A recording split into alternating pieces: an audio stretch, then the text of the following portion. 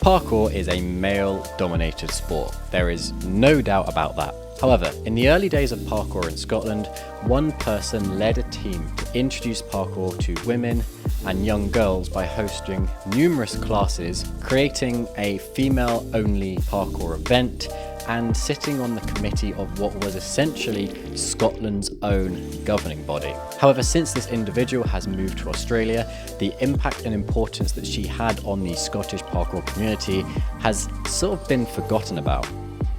And we can't have that. So this is RAISER, the story of Kel Glaister.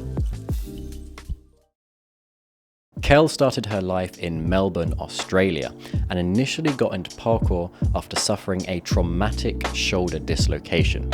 She was informed by the doctors that the shoulder would definitely dislocate again, and after a while of sitting around the house and feeling sorry for herself, she took up parkour as a way of distracting and strengthening her mind and body. In 2010, she moved to France for 4 months as part of an artist residency. This is where artists receive a paid opportunity to move to another country to work on new projects, develop their skills, and communicate with other like-minded creatives. However, very soon, Kel was incredibly bored by it all and wanted to leave, but didn't particularly want to go back home to Oz. Feeling a strange pull towards Scotland, and more specifically Glasgow, Kel decided to move there, despite initially having her work visa declined. And as you're about to see, this was one of the best decisions of her entire life. If you've spoken to anyone in the Scottish parkour community, it's likely you would have heard about Glasgow Parkour Coaching. This was the first ever Glasgow-based parkour club, which was set up by Chris Grant, with many other coaches joining the team throughout the years. The Scottish community, particularly the Glasgow community, was very strong at this point, and as Kel soon discovered, incredibly welcoming. She soon started training regularly in Glasgow, particularly with the main two traiseuses at this time, Angie Rupp and Nina Ballantyne. Angie is initially from Germany and was the first woman to ever coach parkour in Scotland. However, she has not done anything with parkour in Scotland for a good few years. Nina Ballantyne still trains and coaches to this day, and eventually moved to Edinburgh and has spent the last few years doing lots of work with Access Parkour and Parkour Outreach. Not long after partaking in the women's classes, Kel was invited by Chris to become a coach and take control of the women's group.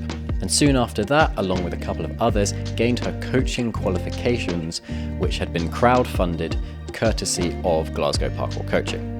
The decision to have Kel take over the women's classes proved incredibly successful, not just because she was a good coach, but because she was passionate and opinionated about women's parkour in general.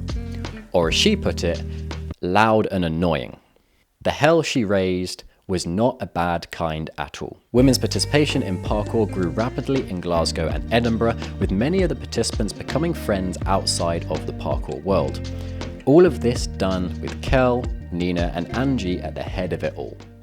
But the odd thing was, and some of you might be surprised about this, that despite the success, Kel didn't actually want to run women's classes.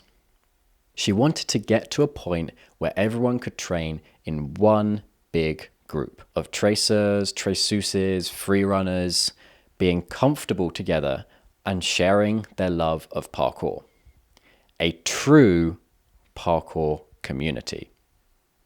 Fast forward to the 2nd of January 2014. Kel announced that an event to celebrate the first ever International Women's Parkour Day would take place on the 8th and 9th of March. The event, titled Clam Jamre, which is the Scots word for a loud rabble or riot, would bring together women from all over the world to take part in a variety of workshops that involved parkour and other disciplines. And I apologise for my pronunciation of some of these names. Tess Gunnarsson from Sweden, Elisa Verni from Italy, Shirley Darlington from London, and Angie Rupp from Glasgow held the parkour workshops. The Barefoot Movement workshop was held by Michelle Hall from Edinburgh. Ellie Dubois from London and Kate McWilliam from Glasgow held the Circus Skills workshop. Anastasia Marie taught capoeira. Chris Ardell, contemporary dance, and Steph Decker showed the ropes of being a strong woman. Kel, Nina, Fiona Boyd, Holly Johnson, David Banks, and Callum Johnson all assisted and joined in. Registration would be at Reebok CrossFit on the 8th at 9:30 a.m. Training and workshops would take place between 10 a.m. and 4:30 p.m. and then on the Saturday evening there was a social event at 7 p.m. The Sunday also included an informal jam that men could attend if they wanted, but the rest of the event was women only. A full event ticket cost £20 and a half-day ticket cost £10. Event hoodies could be purchased in addition for £15, or if you fancied an event t-shirt or Glasgow Parkour Girls t-shirt, this could be added on for £10. If anyone couldn't afford these prices or had issues finding accommodation, then Kel and the rest of the Clam Jamre team had solutions set aside for this. The event saw 50 to 60 people attend, and off the back of this, women's participation in parkour in Scotland skyrocketed.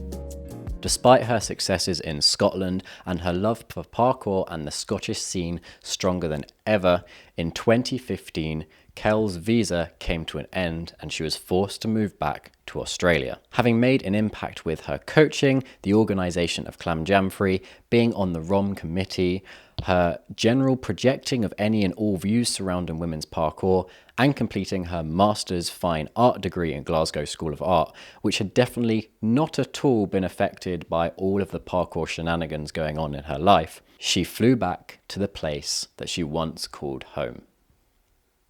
In hindsight, Kel is so glad that she spent that time in Glasgow. She gained so many skills and went through so many experiences in her short time there that helped her grow not just as a coach, but also as a person. She feels that if she hadn't been there, maybe everything would have happened in the Glasgow community as it did, just a little slower and more quietly. However, Kel's life with parkour is not over just yet. Since moving back to Australia, she has been coaching with Melbourne in Motion and has also been coaching and helping organise events for Women of Melbourne Parkour. She's also currently completing a PhD on parkour vision and playable cities. And no matter what happens, she will never forget her time in Glasgow and the impact she had on the Scottish parkour community. And now, hopefully, neither will you. Thank you for watching this video on Kel Glaister and her impact on women's parkour in Scotland. A massive thanks to Kel herself for helping me get all the information I needed to make this documentary possible. If you enjoyed this video and learned something new, feel free to give it a like, click that subscribe button, and share it around with anyone else you think may be interested. Join me next time for a documentary titled Gamify, in which there will be a special surprise for anyone who watches. I'll see you around.